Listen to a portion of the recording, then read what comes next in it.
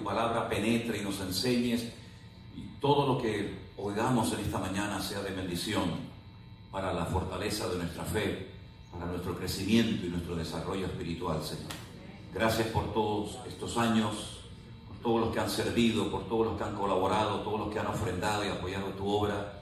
Señor, pedimos que sustentes tu iglesia, que la cuides, Señor, que la protejas, que la defiendas de peligro, Señor, y que siempre podamos estar unidos, siendo una luz y marcando una diferencia en este mundo, Señor, que no te quiere, que no te ama, que te desprecia, pero que nosotros, Señor, de par en par abrimos la puerta de nuestros corazones para que tú entres, Señor, y mores en ellos, Señor.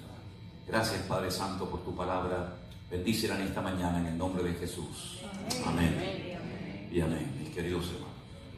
Hermanos queridos, yo no sé si ustedes en su casa tienen alguna reliquia o algún objeto de mucha antigüedad, pero ¿se imaginan ustedes tener en su casa un objeto de 2000 años? ¿Cuánto valdría eso? ¿Cuánto valdría una espada, una copa, una zapatilla, un mueble, un cuadro, algo que tenga 2000 años de historia? Eso sería algo que no tiene precio. Me acuerdo una vez cuando fuimos a visitar la biblioteca del Palacio del Escorial, donde vivía parte del año el rey Felipe II, y él creó una biblioteca que es una de las más lujosas del mundo. No de las más grandes, pero sí de las más lujosas por el material que hay allí dentro. Y a mí me impactó sobremanera un libro que es más o menos así, como esta carpeta, así, de alto, un poquito más alto, que está hecho con piel de nonato. Nonato es un animal que aún no ha nacido, que lo extraían del vientre de su madre, al tener una piel muy suavecita, la curtían y sobre esa piel escribieron los 4 evangelios en latín.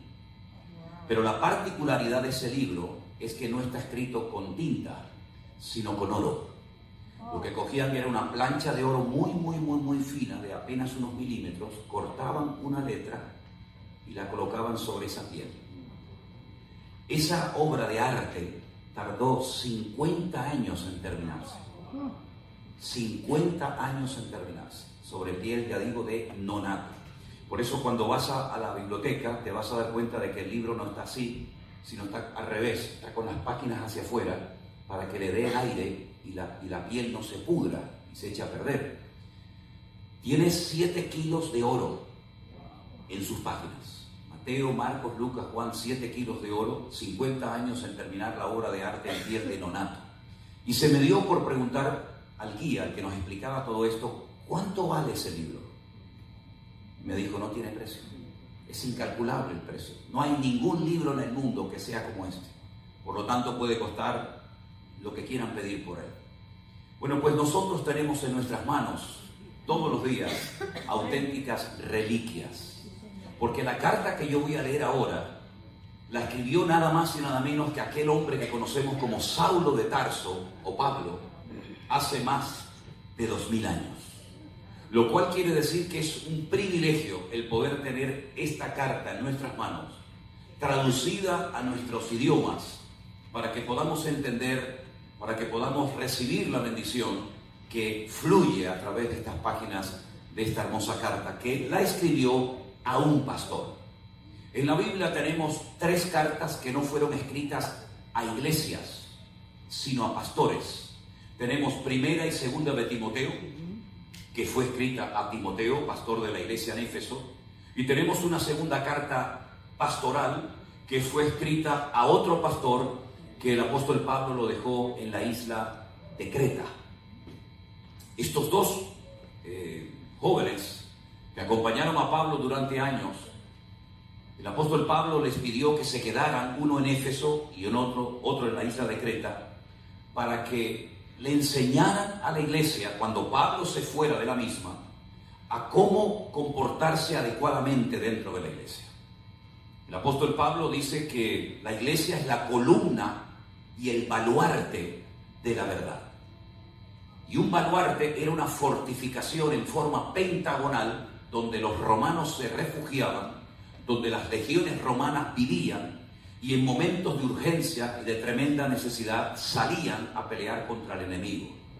Y la iglesia es un lugar donde tiene que protegerse la verdad, que nadie la contamine, que nadie tergiverse la palabra de Dios. Porque el mismo apóstol Pablo ya dijo en su época, fíjense ustedes, imagínense hoy en día, que ya había en aquella época personas que predicaban el evangelio, pero no el evangelio verdadero, sino un evangelio diferente, un evangelio aguado, un evangelio sacado del contexto para formar pretextos. Y Pablo dice, no es que hayan otros evangelios, no hay 3 o 4 o 5 evangelios, hay uno solo. Y si a alguien se le ocurre, si alguien se atreve a añadirle o a quitarle algo al evangelio, dice que sea anatema. Incluso llega a decir algo más: si alguno tiene un encuentro sobrenatural con un ángel del cielo, y ese ángel del cielo por casualidad se le ocurriera predicarte cosas que no están escritas en la palabra de Dios, no le preste ninguna atención, porque aunque sea un ángel del cielo, va en contra de lo que el Señor nos enseñó. Por lo tanto, la iglesia tiene que pelear y defender la verdad. Es más, es un deber de todo creyente. No solamente el texto que ha mencionado Elena, de estar firmes y constantes, creciendo en la obra del Señor siempre, sino siempre preparados para presentar defensa con mansedumbre y reverencia ante todo aquel que demande razón de la esperanza que hay en vosotros. Es decir, la iglesia no puede moverse en el ambiente de la ignorancia, de la incredulidad, del emocionalismo, de los sentimientos, sino que la iglesia tiene que tener su base en la verdad, y la verdad es Cristo, y la palabra del Señor es la verdad, es el fundamento de la obra. Por eso nosotros en nuestro ministerio, como bien saben ustedes, enfatizamos muchísimo la lectura, el estudio, el análisis, la profundidad de las Sagradas Escrituras, porque eso es lo que te va a dar firmeza. Es muy linda la alabanza, por supuesto que sí, es hermoso alabar al Señor y cantar, pero lo que realmente le va a dar estabilidad, equilibrio a tu vida, es que la base de tu vida, de tu hogar, de tu ministerio, de tu familia, sea la palabra de Dios. Es como la roca sobre la cual se puede edificar, y cuando vienen las tormentas, cuando vienen las pruebas y las luchas de la vida, representados en vientos, huracanes, etcétera, etcétera, vas a poder permanecer, y no será grande tu ruina como la del otro que construyó rápidamente pero no tenía ningún fundamento sólido. Entonces es tiempo de que el fundamento, hermanos, quede bien estable, bien establecido. Y eso es lo que Pablo le pide tanto a Tito en Creta como a Timoteo en Éfeso. Te dejo para que corrijas lo deficiente, te establezco como pastor en esa congregación para que prepares diáconos, es decir, servidores, pero no cualquier tipo de servidores, sino servidores que cumplan con muchos requisitos. Ya sabemos que los primeros diáconos o servidores que se nombraron fueron en la iglesia primitiva, concretamente fueron 7. Uno de ellos, por ejemplo, Esteban, el cual murió apedreado, otro Felipe, así, ¿verdad? Y solamente en aquel tiempo se pedían 3 requisitos, pero 3 requisitos que hablan mucho acerca de las exigencias de los creyentes en aquella época. Y uno de ellos era con buen testimonio, llenos de sabiduría y de fe. Si no cumplían con estos 3 requisitos, no podían servir en la iglesia primitiva. Imagínense, si estos eran los requisitos que se le pedían a los diáconos, ¿cuáles serían entonces los requisitos para ser predicadores? Si un diácono tenía que tener mucha sabiduría y fe y un buen testimonio, imagínate una persona que se subiera a una plataforma, a un púlpito para dar un testimonio y una enseñanza a la iglesia. Imagínate tú. Bueno, pues esta carta se escribió aproximadamente entre el año 62 y el año 64 después de Cristo. Por lo tanto, tenemos en esta mañana en nuestras manos una auténtica joya de la literatura. Esta carta no solamente se escribió en esa época, sino que Pablo lo que quiere es que el gobierno interno de la iglesia funcione correctamente. Hay diáconos, hay ancianos, hay distintas funciones, pero todos tienen que saber lo que tienen que hacer y lo que no tienen que hacer. ¿Para qué han sido capacitados y para qué no han sido ni capacitados ni llamados? No hay nada peor que un cristiano desubicado. Créanme. No hay nada peor que un cristiano que no sabe lo que tiene que hacer, o que lo que hace nadie le ha dicho que lo haga, pero él igualmente lo hace. Como una especie de caballo desbocado, ¿no? Con muchas ganas, pero con muy poca cabeza. Y la Biblia nos enseña que nuestros cultos tienen que ser cultos racionales. No quiero que os conforméis a este siglo, dice la Biblia, sino transformaos por medio de la renovación de vuestro entendimiento para que podáis comprobar cuál es la buena, santa y agradable voluntad de Dios, porque Él es nuestro culto racional. No es un circo, no es un teatro, no es una pasarela de moda, no es un lugar para lucirme, para que me vean y para que me exalten, sino es algo racional, donde no se pierde el control, donde el Espíritu Santo se mueve, pero dentro de los parámetros que el Señor ha establecido en su palabra, donde hay lugar para todos, donde hay cabida para todos, pero dentro del orden que Dios ha establecido para la iglesia. Porque no hay nada peor que una iglesia desordenada. Una iglesia donde pueden entrar inconversos y salir y decir, pero están locos. Y ya el apóstol Pablo decía en el siglo I, cuando le escribía a los hermanos de Corinto, ¿qué pensarán los indoctos, los incrédulos, los inconversos, cuando entran a vuestros cultos y ven el desorden que acampa e impera en aquel lugar? ¿No dirán que estáis locos? Y efectivamente hay momentos en los que uno observa ciertas y determinadas congregaciones o moveres, donde menos se mueve el Espíritu de Dios, o donde nunca se mueve el Espíritu Santo del Señor, es en el caos, en el desorden, donde la hermanita que canta, o el otro que toca, o el otro que predica, o el otro que no sé qué, son los que atraen la atención de la gente, pero el Señor hace mucho tiempo que probablemente se marchó de ese lugar y ni siquiera se dieron cuenta de ello. Porque no es nada nuevo, ni en el Antiguo ni en el Nuevo Testamento, que hay personas, incluso en congregaciones enteras, que por falta de orden perdían la gloria, la presencia, la bendición del Señor y ni se habían dado cuenta. Y no solamente le pasó a Saúl, y no solamente le pasó a Sansón, sino que a toda la iglesia de la Odisea. La última que se menciona en el libro del Apocalipsis dice, he aquí yo estoy a la puerta y llamo. Hombre, pues si está a la puerta es porque lo han dejado fuera. Porque si yo estoy dentro no tengo que tocar a ninguna puerta para poder entrar. Pero he aquí estoy a la puerta y llamo, si alguno oye mi voz, si todavía hay alguien allá adentro con un mínimo de sensibilidad, pues que abra la puerta y entraré a Él, no a la iglesia, a Él, cenaré con Él y Él conmigo. Sin embargo, la iglesia decía, nos hemos enriquecido, de ninguna cosa tenemos necesidad. Y el Señor, cuando la confronta, le dice, pobres, ciegos, desventurados, unjan vuestros ojos con colirio para que puedan ver y entender y discernir el mundo espiritual. Entonces, hermanos, nosotros no estamos vacunados, somos igual de vulnerables que cualquier congregación de antaño. Si bajamos la guardia, si no mantenemos el orden, si no dejamos que el Señor sea el protagonista de la iglesia, lo que empezó muy bonito puede terminar en un auténtico caos, en un auténtico desastre. Y si no, miren, por ejemplo, la iglesia donde Timoteo era pastor. La iglesia de Timoteo, o la iglesia que él pastoreó, fue fundada nada más y nada menos que por el apóstol Pablo. ¡Qué privilegio, ¡Qué honor! La Biblia dice que donde más tiempo Pablo estuvo viviendo y ministrando fue en Éfeso, 2 años, en Corinto 1 año, en Tesalónica 3 semanas. Es decir, que haber tenido a este varón de Dios, a este hombre con tanto conocimiento, con tanta sabiduría, fue un privilegio durante 2 años, pero al final de los 2 años, él deja a Timoteo, el cual había sido fiel, el cual estaba perfectamente entrenado y capacitado para la tremenda labor que tenía por delante. Fue en esa ciudad donde dice Pablo que peleó contra fieras. Bueno, tal vez se puede referir a lo espiritual, pero también a lo mejor, quién sabe si tuvo que pelear contra fieras en alguna arena de algún circo romano de la época. Fue en ese lugar donde fue apedreado y donde dice que lo sacaron fuera de la ciudad y lo dieron por muerto. Ya hemos acabado con este hombre. Ya le hemos tapado la boca ya que nos deje hartos. Estamos cansados de sus mensajes, de sus estudios y de su presión, ¿verdad? Sin embargo, dice que los hermanos lo rodearon y de repente se levanta y vuelve a entrar a la ciudad a seguir predicando.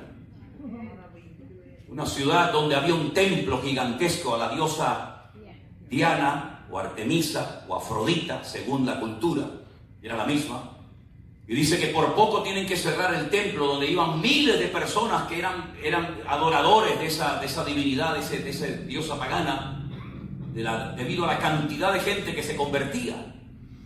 Fue en ese lugar donde el apóstol Pablo, el día de su despedida, dijo, yo sé lo que va a pasar cuando yo me vaya de aquí.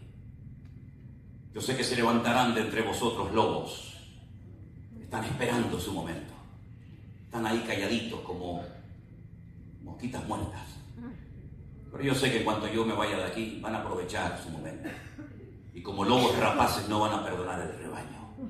Lo sé perfectamente. Así que Timoteo, pelea la buena batalla, echa mano de la vida eterna y cumple con tu ministerio.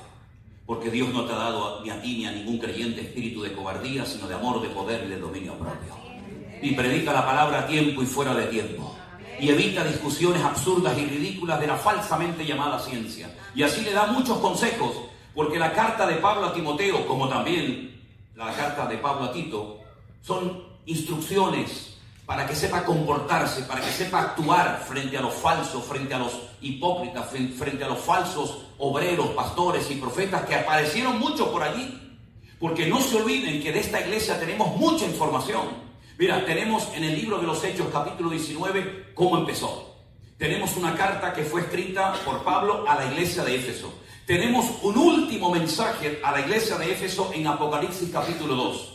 Cuando lo dice el Señor a Juan, escríbele al ángel de la iglesia y dile esto: yo conozco tus obras, conozco tu arduo trabajo, conozco tu paciencia, que habéis soportado a los que se dicen ser apóstoles y los habéis hallado mentirosos, pero tengo contra ti que has dejado tu primer amor. En esa iglesia, donde incluso llegó a enfermarse el joven pastor Timoteo debido a la presión que recibía, que si era muy joven, que si no estaba preparado, que si este no era el que queríamos poner como pastor, que si estábamos buscando otra persona, que yo valgo más que él, que yo estoy más capacitado. En ese lugar fue donde Pablo le dice a Timoteo: mira, debido a tus problemas con el estómago, y ese fue el primer problema que yo tuve cuando empecé en el ministerio, se me inflaba el estómago y con unos nervios no dormía y estaba con una presión terrible, porque me tocó una iglesia que aquello era más que una iglesia, un circo. La primera iglesia que pastoreé en mi vida, que me la dejaron para que la pastoreara porque nadie se atrevía a ir allí. Pues me tuvieron que llevar una noche de urgencia porque tenía el estómago como si fuera un tambor. De los nervios que tenía, con 19, 20 años. Y el doctor me preguntó: ¿cuántos años tienes? Y le dije, en aquel momento tendría, no sé, 19, 20 años eso. Y me dice: pues a los 30 tú no llegas, ¿eh? Yo, ¿por qué? Dice: porque tienes ahí un montón de nervios. Y para mí fue una vergüenza que yo como pastor me tuviera que reconocer que la hora me estaba matando. Cuando el ministerio no es para sufrir, aunque a veces se sufre y se llora, evidentemente, ¿no? Pero me di cuenta de que me llevaba las cargas a la casa y terminaba la iglesia, la gente se iba. Y yo me llevaba la carga de la hermanita, el problema del otro, el del matrimonio, el de aquel que le pega, el otro que se emborracha, el otro que me critica, el otro que no sé qué. Y yo dije: basta, nunca más voy a cometer ese error. Y Elena se lo puede decir: yo jamás en mi vida me llevo los problemas de nadie a mi casa, nunca. Mi casa es mi refugio, mi casa es el lugar, mi paraíso terrenal. Es el lugar donde más a gusto y más cómodo me siento. Y si por mí fuera, yo no saldría nunca de allí. Pero el Señor no me deja estar mucho tiempo allí. Y cuando en la cama estamos, ¿sabes que la hermana? Digo: no, a mí no me cuentes ahora de la hermana, ni me digas tal, ni no, es que tengo que contestarle, tú contéstale, pero a mí déjame tranquilo. Y aprendí a descansar en el Señor, y menos mal que lo aprendí, porque yo no sabía lo que se me venía encima cuando fuera más mayor, como ahora, ¿no? Si no hubiera aprendido aquella lección, hermanos queridos, hoy en día probablemente estaría muerto, con una úlcera en el estómago. Pero el ministerio es para disfrutar. La vida cristiana es verdad, se llora, se sufre, hay dificultades, pero hermano, el día que yo no disfrute haciendo lo que haga, me voy, busquen a otro. Porque el Señor no quiere que estés todo el día sufriendo y llorando y problemas por aquí y problemas por allá, no, mi hermano. Venid a mí, los trabajados y cargados, dice la Biblia, que yo os haré descansar. Y eso es lo que tenemos que aprender, a echar nuestra ansiedad en el Señor, a estar tranquilos en el Señor, a disfrutar de lo que hace. Y si estás cansado, hijo, si estás cansado, si necesitas unas vacaciones, pues tómalas, pero no nos agobies con tus problemas. Porque cada uno, dice la Biblia, llevará su propia carga. Y yo le he dicho a los obreros y a los pastores que trabajan con nosotros: hermano, cuando estés cansado y necesites un descanso, vete unos días, vete unas semanas, pero aquí hay que estar fresco y con ganas, y no estar padeciendo y levantando pena y compasión. Ay, pobrecito, mira cómo está. No, a mí no, yo no tengo que levantar pena para nadie.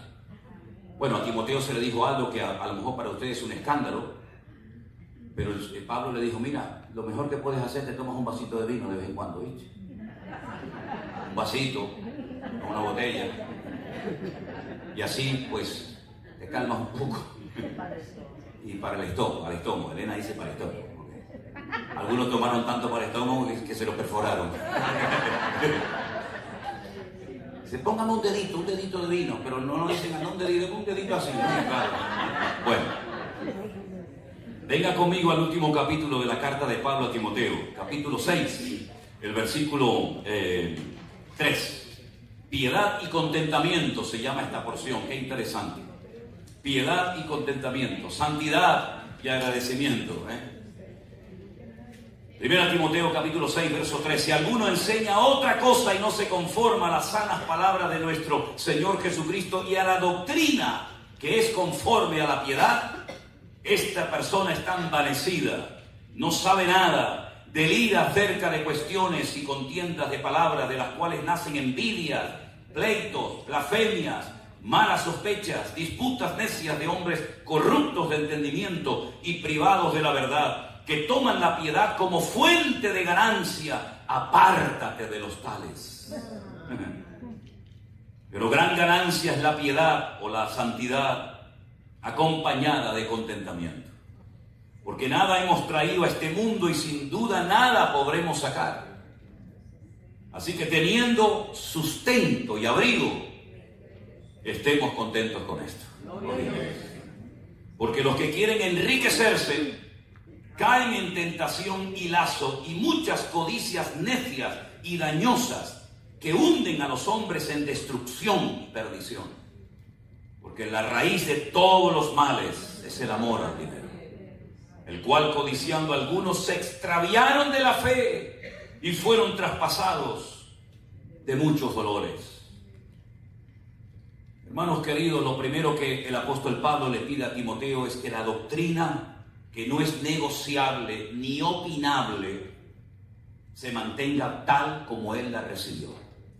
Nosotros solemos tener en nuestras congregaciones, creo que aquí también ustedes lo tienen, un cuadro o un cartel donde aparecen las doctrinas fundamentales en las cuales nosotros creemos. ¿Lo tienen ustedes también aquí? ¿Lo tienen allá afuera? Ok, vale.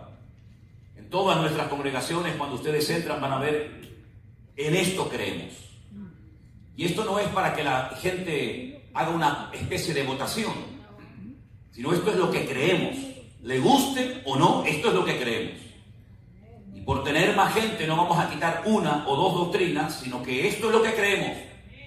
Y lo defendemos con nuestra vida si hace falta. Porque estos son los pilares fundamentales de nuestra fe. Creemos en la aspiración de las Sagradas Escrituras. Creemos en Padre, Hijo y Espíritu Santo. Creemos en la necesidad de participar como pueblo de Dios de la Santa Cena, recordando el sacrificio de Cristo en la cruz, su muerte, su resurrección y su próxima venida. Creemos en la necesidad de que la gente se bautice como señal de que han nacido de nuevo, no para recibir el perdón de sus pecados, pero sí como señal pública y externa de que esta persona ha entendido el Evangelio y quiere seguir a Cristo todos los días de su vida. Creemos en los dones del Espíritu Santo, ninguno ha menguado, ninguno ha caducado. Dios es el mismo ayer, hoy y para siempre. Creemos en la próxima venida de nuestro Señor Jesucristo, con todo lo que eso conlleva. Sí, son los pilares fundamentales de nuestra fe, de nuestra doctrina. Y Pablo dice, mantén la doctrina, no te cases con nadie, no bajes el listón para caerle o agradar a la gente, sino que esto es lo que nosotros los cristianos creemos. Y si alguien no está de acuerdo, y si alguien no está dispuesto a pelear y a defender esta doctrina, pues no pierdas el tiempo con él o con ella. Pablo era un hombre tremendamente radical. Y yo creo que uno de los grandes problemas del cristianismo es que a lo largo de la historia ha ido como diluyéndose, ¿verdad? Y ha ido perdiendo la valentía y se ha convertido muchas veces en un pueblo de gallinas y de cobardes. Y a veces como que da miedo decir, sí, yo creo que la Biblia es la palabra de Dios. No es un libro normal y corriente, no es un libro cualquiera, es el único libro de la historia de la humanidad que ha sido inspirado por el Espíritu Santo de Dios. Es el único libro a través del cual Dios habla. No hay otro libro a través del cual Dios hable. Es verdad, hay libros interesantes, libros muy bonitos, todo lo que tú quieras. Pero el único libro que contiene la palabra de Dios es las Sagradas Escrituras, es la Biblia. Y creemos que la palabra de Dios cambia las vidas y nos da las directrices a los que estamos casados, a los solteros, a los pastores, a los diáconos, a los obreros, para saber cómo tiene que ser nuestra conducta y cómo tiene que ser nuestro comportamiento. ¿Qué requisitos tiene que tener un hombre que dice que quiere servir a Dios? Pues léetelos a ver si los estás cumpliendo. Y también que tu mujer de vez en cuando los mire para ver si ella también da la talla y no solamente tú o no solamente ella. Y cómo tiene que ser tu matrimonio y tu economía y tu testimonio interno y externo fuera de la iglesia. Y cómo tienes que gobernar tu casa y no ser una casa de locos ni un mal ejemplo. Todo eso está en la palabra de Dios. Para que no tengamos que inventarnos nada.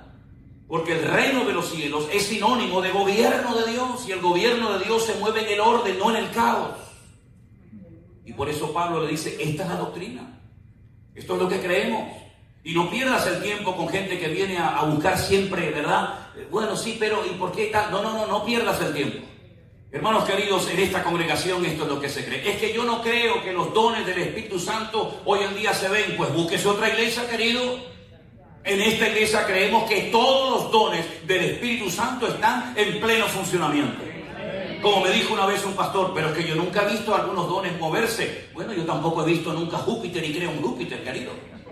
Esto no es cuestión de que yo creo en lo que veo, en lo que yo he vivido, experimentado, y en aquello que me choca por mi carácter o por mi forma de ser o por la enseñanza de la cual yo procedo. No, esto no es cuestión de eso. Dios no tiene que adaptarse a nosotros. Somos nosotros los que tenemos que adaptarnos al Señor. Y por eso, hermanos queridos, creemos que el Señor Jesucristo viene pronto. ¿Por qué? Porque Él lo dijo en su palabra. ¿Saben? En España hay gente que dice que ya no viene. Bueno, pues ya está. Ahora, ¿qué vamos a hacer con esto? Voy a perder yo el tiempo con un señor que dice que Cristo no viene. Con todos los millones y millones de almas que todavía tengo que alcanzar. Voy a estar yo discutiendo 3 horas con un cabezón que dice que Cristo no viene. Hágame el favor, ni tengo tiempo ni ganas, crean, ni tiempo ni ganas.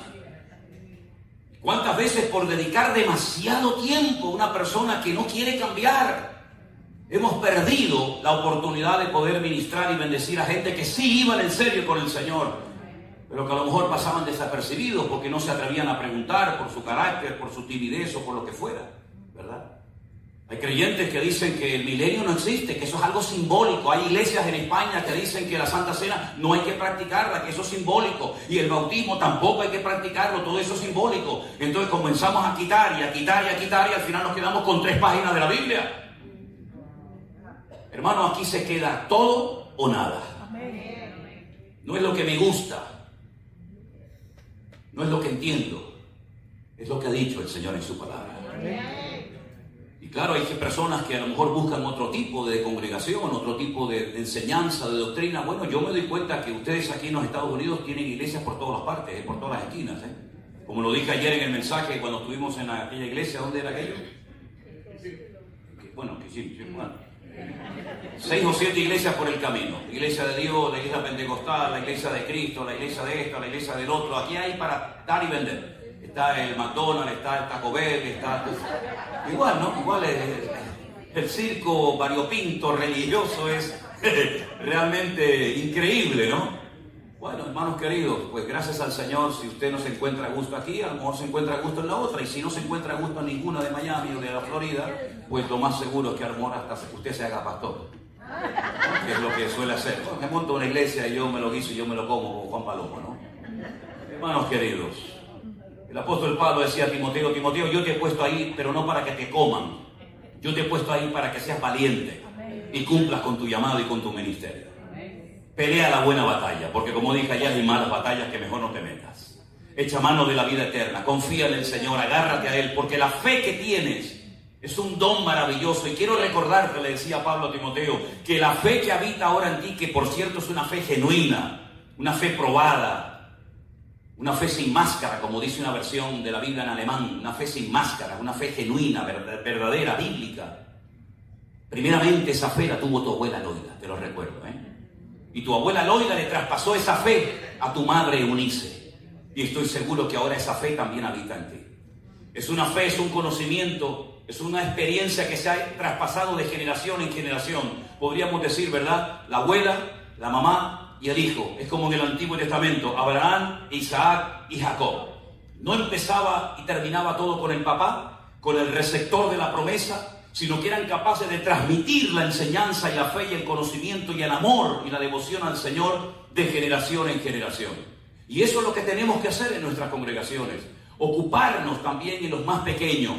porque ellos están recibiendo unas presiones y unas enseñanzas en sus escuelas, en las universidades que nosotros tal vez no tuvimos. Y por eso es muy importante reforzar la enseñanza en el hogar y también en la congregación. Porque un porcentaje altísimo de jóvenes criados en el Evangelio, cuando fueron a la universidad, yo no sé qué rayos les enseñaron o qué le hicieron allí, cambiaron completamente. Y este tipo que mató al muchacho el otro día, había sido criado en el Evangelio, no se olviden de eso. Un muchacho criado en el Evangelio, que cuando fue a la universidad, como decimos en España, le comieron el coco, yo no sé qué rayos le hicieron, y fue capaz de cometer un crimen atroz delante de miles de personas. Así que no estamos exentos de que nuestros hijos, criados en el Evangelio y llevados en la panza antes de su nacimiento, y que venían aquí a la congregación, por allí nos encontramos de que ahora son ateos, ahora son agnósticos, ahora creen en esto o creen en aquello.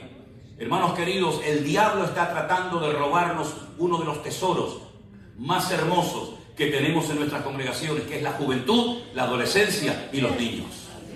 Y tenemos que... ¿Qué estás leyendo? A ver, trae para acá. ¿Qué estás viendo en internet? Que te digan lo que sea, pero tú eres el responsable, no el Estado, no el gobierno, no el profesor. Tú eres el responsable de velar por la educación espiritual de tu hijo. La iglesia es un refuerzo, pero los padres son los responsables de transmitirle al hijo la fe, la confianza, el amor, la devoción y el respeto por la palabra de Dios y por el Señor en el hogar. Y eso lamentablemente se ha ido diluyendo y se ha ido perdiendo. Y creemos que la iglesia es la que le tiene que enseñar las escrituras al niño. Y creemos que la iglesia es el que tiene que hacer de ese niño un varón de Dios. No, mi hermano. Es usted como padre el que tiene que hacer que su hijo ame al Señor. Y es usted como madre la que tiene que cuidar de sus hijos, para que el día de mañana sean más espirituales y mejores creyentes que lo que nosotros hemos sido en esta generación. Y eso es lo que el apóstol Pablo le está diciendo a Timoteo. Tú eres un eslabón más de la cadena. Esto no empezó contigo. Detrás de ti hay historia, detrás de ti hay vidas, detrás de ti hay mucha oración, esfuerzo, lágrimas y sacrificio para que tú llegaras hoy a ser nada más y nada menos que el pastor de la iglesia más grande que jamás existió en el siglo I, como fue la iglesia de Éfeso. Así que pelea la buena batalla de la fe, como dice aquí, echa mano de la vida eterna, para la cual asimismo fuiste llamado, habiendo hecho la buena profesión delante de muchos testigos. Ahora, el apóstol Pablo no solamente le da a él consejos personales, él está hablando de pastor a pastor, sino que además le dice a Timoteo que tiene que haber una actitud constante y permanente en todo creyente, pero más en uno que sirva al Señor, y la hemos leído en el versículo 8, teniendo sustento y abrigo, estemos contentos con esto. En otras palabras, la actitud es lo que marca la diferencia en la vida de un creyente maduro o inmaduro. Estoy haciendo una lista a título personal, aún no la he terminado. ¿Cuántos tipos de creyentes menciona la Biblia? ¿No? ¿Se han percatado de eso? Cristianos niños, cristianos débiles, cristianos inmaduros, cristianos carnales. Es interesante notar porque la Biblia nos habla de que sí, hay muchos creyentes en las congregaciones, pero no todos están en el mismo nivel de madurez, de crecimiento, ¿verdad? Ya sabemos que el conocimiento tiene sus límites y la fe y todo eso. Pero hermanos queridos, aquí la palabra de Dios nos dice que la actitud de contentamiento, de satisfacción, de gratitud a nuestro Dios, teniendo dos cosas vitales y fundamentales en la vida, como es el sustento y el abrigo, eso tiene que producir en nosotros una tranquilidad de saber que Jehová es mi pastor y nada le faltará. Amén. El gran problema es cuando el hombre ha querido ir más allá de lo que Dios le dio. Cuando personas que ya tenían su territorio, esto es un tema muy interesante, y muchas guerras se podían haber evitado si los pueblos que recibieron su heredad, que recibieron su territorio, se hubieran conformado con lo que Dios les dio. Las 70 naciones que aparecen en el libro del Apocalipsis recibieron en un principio un territorio donde tenían de todo para poder desarrollarse, para poder crecer, para poder hacer sus negocios, agricultura, ganadería, pesca o lo que fuera. Cuando esas naciones, llámese Portugal, Inglaterra, España, Francia, la que sea, querían ir más allá de sus fronteras y querían apropiarse de lo ajeno, ahí vienen los líos y las guerras. ¿De dónde vienen las guerras? Si no es de vuestras pasiones y deseos, ¿verdad? Por eso nosotros tenemos que saber cuál es nuestra frontera espiritual. ¿En qué terreno yo me puedo mover, permítame la expresión, como pez en el agua? ¿Y en qué terreno es mejor que no te metas? Porque Pablo menciona varios aspectos referentes a lo que estoy tratando de compartir ahora. Pablo dice, yo fui una persona que como perito arquitecto, él se autodefine de esa manera, yo como perito arquitecto puse el fundamento. Pero tengo que reconocer que después de mí vino alguien que sembró en lo que yo ya había preparado. Y ese fue Apolos. Yo sembré, Apolos regó, pero en definitiva el crecimiento ni él ni yo lo dimos, sino fue el Señor. Por lo tanto, Pablo reconoce cuál fue su papel, cuál fue su función maravillosa, pero también tiene que reconocer, y de hecho lo hace, que después de él vinieron otros ministerios que también ayudaron a la obra a crecer y a desarrollarse. Y vemos, por ejemplo, a Pedro, nada más y nada menos que Pedro, hermanos. Tremendo hombre de Dios. El único hombre en la historia, junto con Jesús, que caminó por encima de las aguas. Que cuando llega a la puerta de la hermosa, y aquel hombre le está pidiendo dinero, él dice, no tengo. No le da vergüenza reconocer que no tiene en ese momento dinero. Mira, yo en este momento no tengo ni plata ni oro. Las monedas en aquel tiempo, generalmente, las de valor, ¿no? Eran de plata o de oro. Pero es que no tengo plata ni oro. Y además, aunque tuviera, tu problema no se soluciona ni con plata ni con oro. No es el problema tuyo no es económico.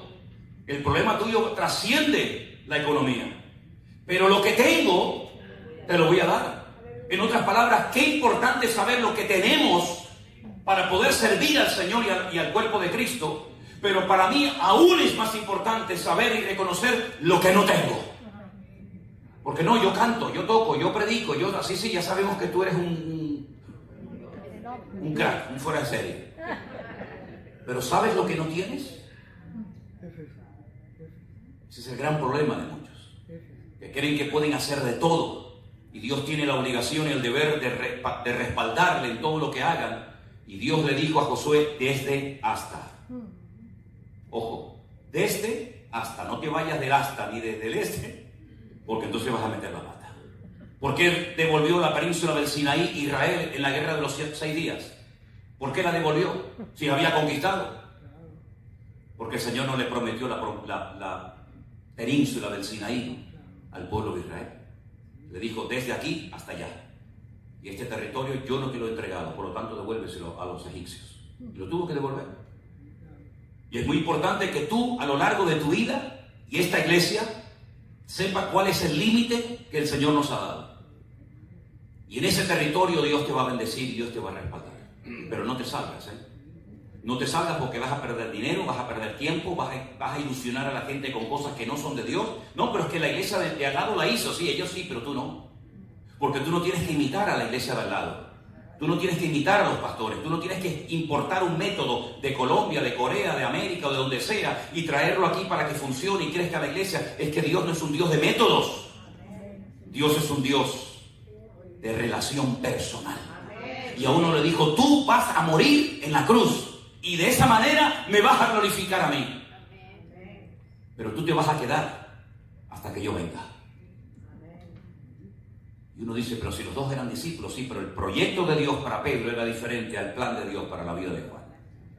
Y tú no tienes que imitar ni copiar a nadie, tú tienes que decir, Señor, ¿qué es lo que tú me has dado para yo servirte? Un talento, o con un talento te serviré. Pero si me has dado 5, con 5 tendré que servirte. Y si me has dado 10, con 10 tendré que servirte.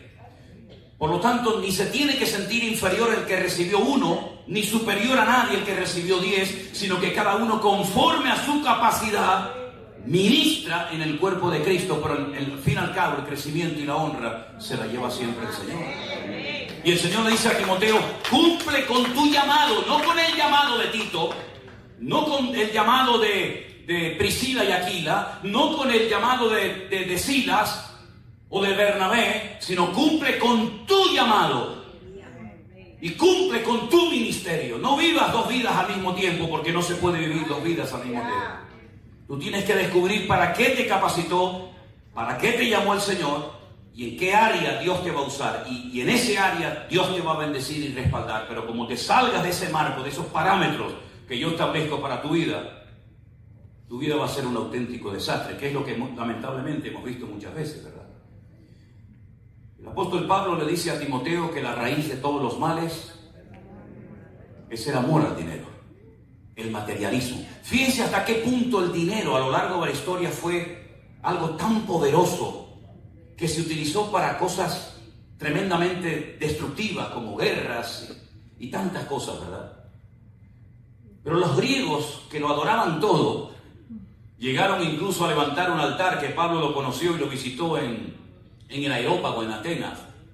Cuando una mañana, dando un paseo por la ciudad de Atenas, capital de Grecia, le dijo a los atenienses: observo, me he percatado de que soy gente muy religiosa, porque incluso he visto un altar con la inscripción al Dios no conocido. Yo os vengo hoy a hablar del Dios no conocido. Ustedes conocen a Afrodita, a Artemisa, a Ceres, a Zeus, a tantos dioses, a Baco, el dios del vino. Pero ustedes no conocen a ese Dios desconocido al cual yo les voy a hablar. Pero tenían un Dios que lo llamaban Mamón. Y el Dios Mamón era el Dios del dinero. ¿Qué te parece? El Dios del dinero. Bueno, hoy en día tal vez no tenemos una estatua que diga el Dios del dinero, pero en los billetes que ustedes usan aparece el nombre de Dios. In God we trust. ¿Lo dije bien? Oh yeah, my friend. In God we trust. ¿En qué Dios, querido? ¿En Mamón? Porque el Señor dijo: no puedes servir, y lo dice en griego, no puedes servir a Mamón y a Dios al mismo tiempo. Porque un amo no puede tener dos señores: o sirves a uno o sirves al otro. Y vosotros no podéis tener a dos dioses como cabeza y como cobertura de vuestras vidas. Entonces, ¿qué hacemos? En vez de ser siervos del dinero, lo que hacemos es que lo utilizamos para la honra y la gloria del Señor, y no dejamos que Él nos controle a nosotros, sino que nosotros, con la sabiduría de Dios y con la experiencia y con el conocimiento de la palabra, utilizamos el dinero como en un momento determinado utilizamos un micrófono, una batería, un piano, una guitarra, un proyector o lo que sea. Un instrumento más, pero no el más importante ni el más poderoso, sino un instrumento más que no me va a controlar a mí, sino que yo lo voy a usar para la honra y la gloria de mi Señor. Y por eso en la Biblia la palabra dinero, la palabra dinero aparece. La palabra dinero está en la Biblia, búsquela para que vean. Y por eso en la Biblia el Señor le enseñaba a su pueblo, y Timoteo tiene que enseñarle a los líderes de la iglesia, a los futuros diáconos y a los futuros obreros, que no tienen que ser amantes de ganancias deshonestas, porque entonces has caído en la red, has caído en la trampa, y entonces en vez de moverte por fe, te mueves por amor al dinero. ¿Os suena esto hoy en día? Suena, ¿no? Entonces el Señor en su palabra dijo: lo que tienen que hacer ustedes es esto, esto, esto y esto. Y Él les enseñó en el Antiguo Testamento una forma de mantenimiento, no de extensión. ¿Por qué? Porque el judaísmo no tiene visión, digamos, evangelizadora. El judaísmo es una religión, un modelo, un estilo de vida que lo que pretenden es mantener su cultura, mantener sus ritos, mantener sus tradiciones y ceremonias, pero que no se metan otras naciones, pueblos, culturas o personas ajenas a ellos. Y por eso el sistema famoso del diezmo era un sistema para mantenimiento de la casta levítica, para que estos que no habían recibido tierra, que no podían sembrar, que no podían cultivar, que no podían tener animales, entonces ¿de qué vive esta gente? Bueno, pues entonces las demás tribus, las demás familias separarán un porcentaje de vez en cuando para que esta familia, que solamente se debe de dedicar a los asuntos espirituales y ministrarles a ustedes, puedan tener su sustento. Pero era un sistema económico extraordinario, porque todos daban lo mismo. El diezmo lo daba todo el mundo igual, una mayor cantidad, menor cantidad, pero la proporción era la misma. Pero era un sistema para mantenimiento del templo, para mantenimiento de los levitas. Pero es que nosotros no solamente queremos mantener la obra. ¿Me explico? Porque si solamente queremos mantener la obra, se nos fue la visión. Y el Señor dice: id por todo el mundo y predicar el Evangelio. Ya no es solamente mi iglesia, mi luz, mi agua, mi teléfono, mi batería, mi micrófono, mi piano. Bueno, pero esa es la vida cristiana. Todo mi. No, la vida cristiana tiene una proyección fuera de las paredes de la iglesia. Y si nos movemos con el sistema única y exclusivamente del Antiguo Testamento, que era una maravilla, pero que solamente era para el mantenimiento de la obra no va a extenderse, no va a crecer porque tendrá sus límites. Entonces el Señor en el Nuevo Testamento dice, ahora todo es del Señor. De tal manera que ahora no soy yo el que administro, digo, bueno, ya cumplí, ya está, ya me quedo tranquilo. Ahora el Señor dice, no, ahora todo lo que pongo en tus manos, todo es mío. Y ahora entra otro principio, que es el de la generosidad, donde todo es del Señor y donde teniendo ropita y la arepita, estamos contentos con esto. Ay, no, pero yo no puedo vivir así, hermano, que yo vivo en América. Pero es que el Dios de América es el Dios de Europa también, ¿eh? Y es que yo quiero todos los años cambiarme de coche, yo quiero tener 500 pares de zapatos y quiero... Claro, usted quiere, pero la Biblia dice, teniendo sustento y abrigo, estemos contentos con esto. Y todo lo demás vendrá por añadidura, y a veces el Señor nos da más por amor y por misericordia, no por nuestros méritos. Pero la cruda realidad es que nosotros, si tuviéramos simplemente un plato de comida al día para comer y un techo para cobijarnos, tendríamos que ser la gente más agradecida y feliz del mundo. Pero la avaricia, la codicia de tener, hace que muchos cristianos estén de deudas hasta el cuello. Y por eso algunos, cuando me dicen, yo quiero servir al Señor, lo primero que le pregunto es, ¿cuánto debes? Ah, pues debo esto, la tarjeta. Digo, no sirve para servir a Dios, porque eres un esclavo del sistema. El sistema te ha atrapado y tú, ¿en qué estás pensando cuando te vas a la cama? ¿Y cómo pago esto? ¿Y cómo pago aquel? Y ahora un trabajo aquí, y ahora un trabajo allá. No eres libre, eres un esclavo del sistema faraónico del mundo. Y hasta que no seas liberado, no puedes ser usado. Y no hablo de demonios, ni mucho menos. Hablo de tener libertad, de poder servir al Señor y dormir tranquilo y no deberle nada a nadie. ¿No dice la Biblia? No debáis a nadie nada. Pues el primer consejo que le doy a todos los que quieren servir al Señor es: paga todas tus deudas. Y después hablamos. No le debas a nadie nada. Para que mañana desde el púlpito alguien no te diga, sí, pero es que este me pidió la semana pasada $1,500 y aún no me lo ha devuelto. Y el mes pasado me dijo que me iba a pagar la renta y lleva 3 meses sin pagármela. Y a veces Dios hace milagros. ¿Cuántos lo creen? Claro, a veces Dios hace milagros, pero lo normal es que los principios bíblicos, al aplicarlos en nuestra vida, el Señor nos va a guardar de deudas, de malas decisiones y de una mala utilización de nuestros recursos. Así que, mis queridos hermanos, yo en esta mañana, como palabra final para todos ustedes, es el último versículo de esta carta que dice: la cual, profesando alguno, leo el anterior, Timoteo, guarda lo que se te ha encomendado, guárdalo. Evita las profanas pláticas sobre las cosas vanas y los argumentos de la falsamente llamada ciencia, la cual, profesando algunos, se desviaron de la fe. Que la gracia del Señor sea contigo. Algunos se desviaron de la fe porque no pusieron en práctica ni la doctrina, ni el contentamiento, ni la santidad, ni el orden, ni la obediencia. Y entonces puedes leer en la segunda carta de Pablo, segunda de Timoteo, que es la última que él escribe, y dice, escucha bien esto: Timoteo, quiero que sepas que cuando me sacaron de la mazmorra y me llevaron a hacer el primer careo, el primer juicio, ninguno estuvo a mi lado. Pero Pablo, con lo famoso que tú eres, y no estaba allí Adán, y no estaba Fabio, y no estaba Joel, y no estaba Gregorio, y no estaba Daniel, nadie, ni el Tato estaba allí. Nadie. ¿Y Demas? Demas, que siempre estaba pegado a ti, que era el que te llevaba la mochila, el que te cogía las gafas. No se preocupe, pastor, yo tengo las gafas, ya tengo... Y no estaba Demas allí, dice, no, se fue. ¿Y a dónde? Dice, al mundo. Al mundo. Hombre, claro, es que cuando eres famoso todo el mundo te pega como las garrapatas. Pero ahora, Demas dice, estar con este. ¿Y qué me va a dar a mí este? Dices, Demas se fue al mundo. ¡Qué desastre, Dios mío! Es que las pruebas cubren o descubren. Y en este caso las pruebas, la presión, descubrió el corazón de Demas. Bueno, y Alejandro, aquel que era tan agradable y tan cariñoso y tan servicial, Alejandro, ay, cuídate de ese hombre, me causó muchos males, guárdate de ese, es un peligro. Ninguno estuvo a mi lado, pero tengo una buena noticia, Timoteo. El Señor sí estuvo a mi lado.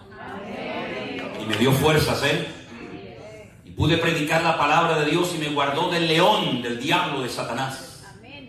Y me libró y me librará.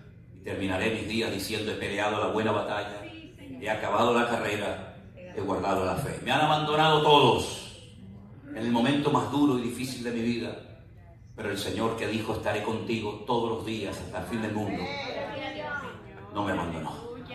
Y esa es la fe y la confianza que tenemos, que cuando todo en la vida nos falle, incluido hermanos, iglesias, pastores, etc., el Señor siempre estará a tu lado. Y si en esta mañana hay alguien aquí de esta congregación o de otra, no lo sé, o has estado aquí en esta mañana por primera vez, quiero decirte que el Señor Jesucristo te ama y murió por ti en la cruz, y quiere sanar las heridas de tu corazón, y quiere que salgas de aquí diciendo: Señor, gracias, porque sé que tú me amas, y así como a mí me han herido, a ti también te hirieron. Pero cuando el Señor Jesucristo resucitó, no enseñó heridas sangrantes, abiertas, sino que enseñó heridas cicatrizadas, y dijo: mirad mis manos y mirad mis pies. A tu lado vi, mi espíritu a tu diestra,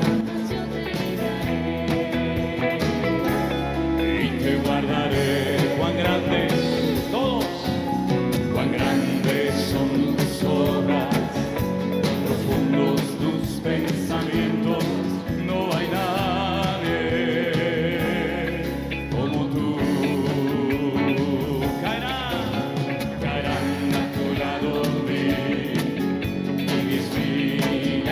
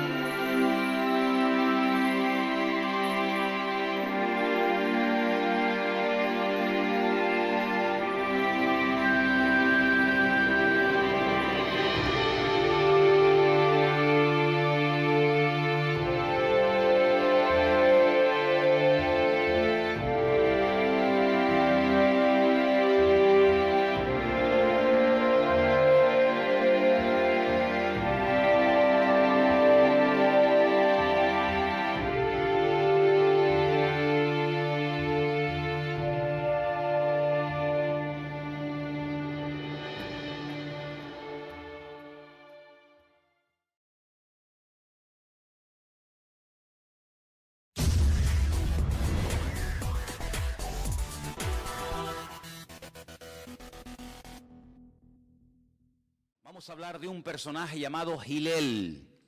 Hillel, Dios vive, significa su nombre. Por si acaso alguien está buscando nombre masculino para un niño que próximamente va a nacer o a tener, si te gusta este, significa Dios vive.